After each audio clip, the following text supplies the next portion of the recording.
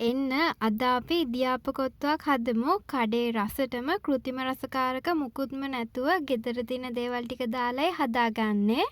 විනාඩි 5න් හදාගන්නත් පුළුවන්. Subscribe කරලම video එක බලන්න එකතු වෙන්න. අපි එහෙනම් දැන් වීඩියෝ එකට යමු.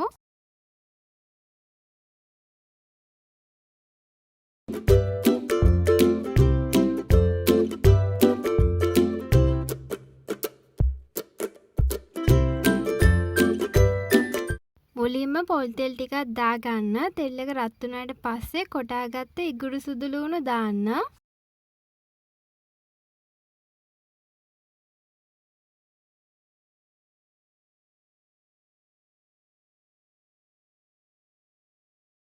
කපාගත්ත බීලුණු ගෙඩියකුයි කරපිංච කොළ ටිකකුයි දාගන්න. බීලුණු තීරු හැඩයට කපාගෙන අරගන්න.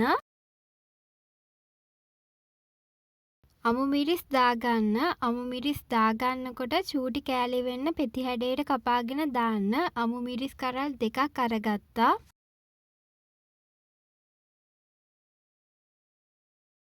ටෙම්පරාදු වීගෙන එද්දි දාගන්න කෑලි මිරිස් වලින් තේ හැන්දක්. ගම් මිරිස් කුඩු තේ හැදි භාගයක්. ඔයාගේ රස අනුව ලුණු කුඩු දාන්න. ඔක්කොම ටික හොඳට කලවම් කරන්න.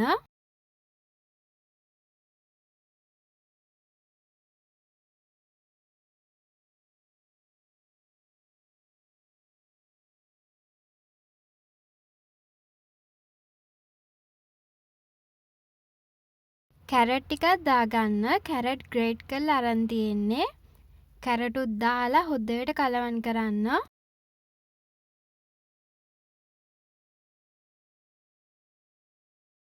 කැරට් ටික ටෙම්පරාදු වුණාට පස්සේ බිත්තරයක් එකතු කරගන්න. බිත්තරේ බැදෙනවත් එක්කම හැන්දෙන් කෑලි වලට කඩා ගන්න.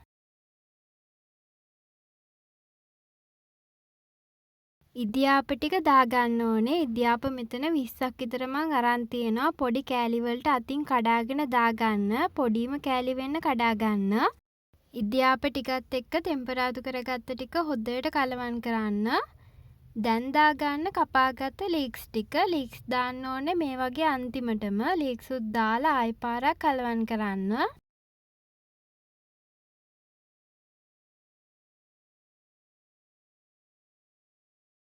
අන්තිමටම චිකන් හොදි ටික දාගන්න. චිකන් කෑලි දාගන්නත් පුළුවන් හොදි එක්කම.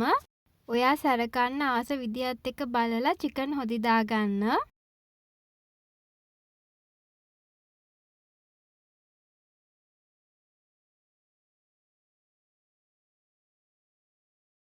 හරි ඔන්න දැන් ඉදියාප කොත්තුවේ වැඩ ඉවරයි. ලිප ඔෆ් කරගන්නවා. මේ විදිහට තමයි ගොඩාක් රසට ලේසියෙන් ගෙදරදීම ඉදියාප කොත්තුවක් හදාගන්නේ.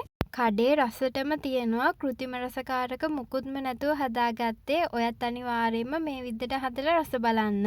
එහෙනම් මං ගිහිල්ලා එන්නම්. ඔයා ලේසියෙන් රසට යන්න කැමති නම් අනිවාර්යයෙන්ම මගේ channel එක subscribe කරලා තියාගන්න.